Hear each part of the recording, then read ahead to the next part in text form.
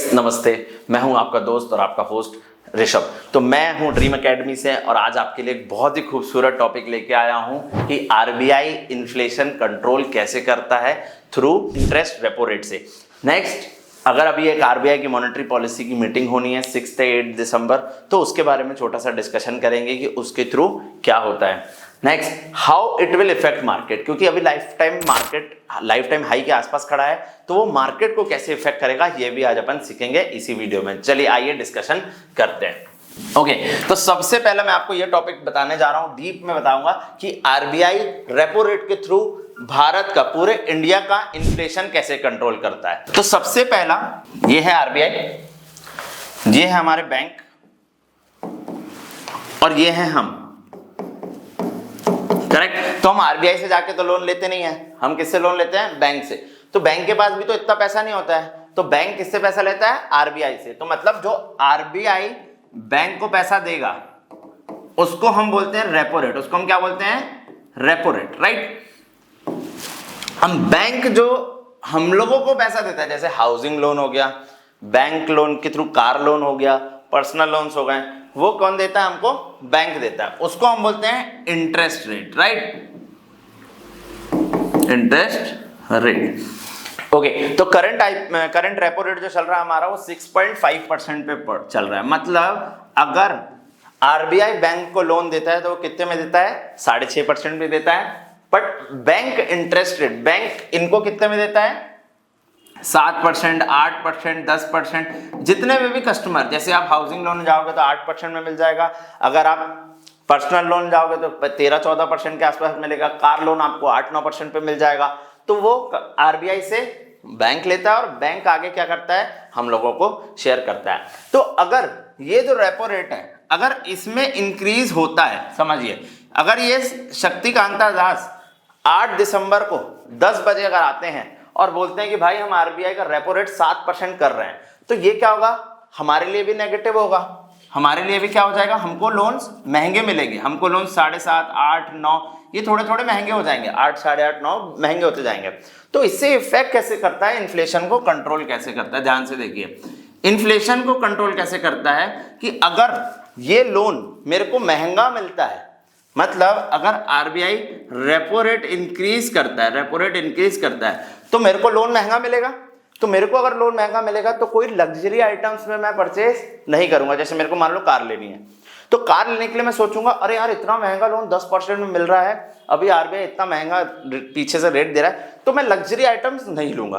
तो यहां से क्या हो जाएगा? आपका इन्फ्लेशन कम हो जाएगा। रेपो रेट के बढ़ने से हम इन लग्जरी आइटम्स में नहीं लेंगे तो कहां पैसा लगाएंगे? नेसेसिटी आइटम्स में लगाएंगे, तो इन्फ्लेशन हमारा कम हो जाएगा। अगर रेपो रेट डिक्रीज होता है तो ये भी फिर एक पॉजिटिव न्यूज हो जाएगी मार्केट वालों के लिए। अब ये समझते हैं कैसे, ध्यान से देखिए। अगर बैंक अपना पीछे से लोन महंगा मिलने लगता है तो वो क्या करता है? एफडी से कलेक्ट करना स्टार्ट कर देता है, पैसा महंगे में एफडी होने लगते हैं। जैसे आपने देखा होगा अभी बीच में एफडी का रेट 5-6% के आसपास, 5% के आसपास पहुंच गया था, पर अभी आप देख रहे हो 7-7.5 के आसपास पहुंच गया है। तो बैंक ने भी अपने एफडी के रेट इंक्रीज किए हैं। बैंक एफडी से पैसा कलेक्ट करने लगता है, आरबीआई से ना लेते हुए किससे कलेक्ट करने लगता है? एफडी से कलेक्ट करने लगता है। तो एफडी के रेट भी इंक्रीज होते हैं, 7.5%, 8% एक एवरेज रिटर्न हो गया है, जो कि 5-6% था। तो अगर बैंक 8% में एफडी से कलेक्ट कर पा रहा होगा तो इससे क्या होगा? हमारे एक नॉर्मल ह्यूमन बीइंग एफडी कराएगा। एफडी कराएगा कैसे? मैं बोलूंगा यार एफडी करा लेते हैं, बाजार में तो पैसा नहीं लगाते हैं। तो एफडी के रेट अगर इंक्रीज होंगे दोस्तों तो क्या होगा? हमारे मार्केट के लिए नेगेटिव होगा। और अगर एफडी के रेट डिक्रीज होंगे तो हमारे मार्केट के लिए पॉजिटिव होगा, हमारे मार्केट के लिए क्या होगा? पॉजिटिव होगा, ठीक है। और अगर स्टेबल भी रह गए तो भी हमारे मार्केट के लिए पॉजिटिव होगा, क्योंकि इन्फ्लेशन इतना ज्यादा नहीं है। तो सीधा सीधा फंडा समझते हैं, अगर इन्फ्लेशन कंट्रोल करने के लिए रेपो रेट बढ़ाया, रेपो रेट इंक्रीज हुआ, तो क्या बढ़ेगा? एफडी के रेट बढ़ेंगे। एफडी के रेट बढ़ेंगे तो मार्केट के लिए क्या होगा? नेगेटिव। मार्केट के लिए क्या होगा आपका? नेगेटिव। अब इन्फ्लेशन के लिए अगर रेपो रेट सेम हुआ, रेपो रेट क्या हुआ, सेम। अगर रेपो रेट सेम हुआ तो एफडी के रेट में कुछ फर्क नहीं पड़ेगा, एफडी के रेट सेम रहेंगे, चेंज रहेंगे, मार्केट न्यूट्रल रहेगा। मार्केट क्या रहेगा,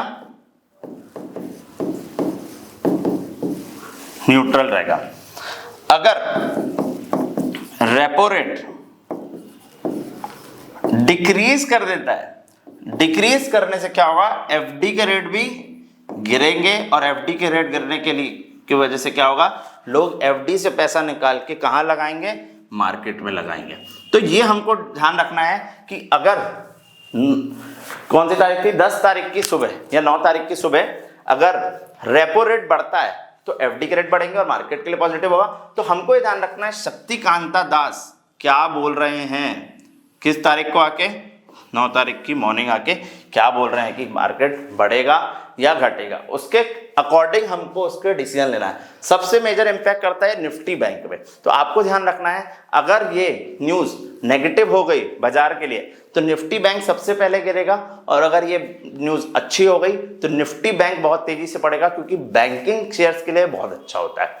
तो आपको ये समझना है मेरे से कि कैसे ये बाजार को इंपैक्ट करेगा, करेक्ट। तो 8 दिसंबर को ये मीटिंग है, 8 दिसंबर सुबह 10 बजे, मैं लिख देता हूं 8 दिसंबर 10 AM, 8 दिसंबर 10 बजे ये मीटिंग है, और 10 बजे जैसे ही वो अनाउंस करेगा तो हमको ये देखना है, अगर ये आरबीआई रेट घटा दिया बहुत अच्छा हो जाएगा मार्केट के लिए, यहाँ से 2-3 हज़ार पॉइंट की रैली निफ्टी बैंक में और खुल जाएगी। और अगर ये आरबीआई ने रेट सेम रहने दिया तो क्या होगा, न्यूट्रल रहेगा, किसी भी तरफ जा सकता है। और अगर बहुत ज़्यादा बढ़ा दिया, मतलब अगर गलती से बढ़ा दिया इन लोगों ने, तो बाजार अपने टॉप लेवल से करेक्शन आ सकता है। तो आप लोग को ध्यान रखना है, 8 तारीख की सुबह आप लोग न्यूज़ चैनल्स देख सकते हैं, सब जगह कनेक्ट हो सकते हैं, और कनेक्ट होकर चेक कर लीजिएगा कि क्या किया है आरबीआई ने, और उसके अकॉर्डिंग डिसीजन लीजिएगा। तो अभी मार्केट टॉप पे है, लाइफ टाइम हाई पे है, अच्छा प्रॉफिट्स जनरेट हो रहे हैं। तो अच्छे प्रॉफिट्स जनरेट होने के साथ साथ आप क्या कर सकते हैं कि थोड़ा सा ध्यान से, करेक्शन कभी भी आ सकता है, तो इसलिए कोई भी नेगेटिव न्यूज़ बाजार को गिरा भी सकती है करेक्शन के लिए, तो थोड़ा सा सतर्क रहिए काम करने में। बट अच्छा है, अभी लाइफ टाइम हाई तो टच हुआ है, निफ्टी को 25,000 तक का टारगेट दिया है बहुत सारे लोगों ने 2024 तक, तो आप उस टारगेट के लिए भी जा सकते हैं। चलिए तो दोस्तों, thank you so much, hope ये वीडियो आपको अच्छा लगा होगा। अगर आपको अच्छा लगा तो आप मेरे इस चैनल को सब्सक्राइब कर सकते हैं, और सब्सक्राइब करने के बाद आप मेरे को इसको वीडियो को लाइक कर लीजिएगा और कमेंट करके बताइएगा कि आपको और किस टॉपिक पे वीडियो चाहिए। ठीक है, थैंक यू सो मच।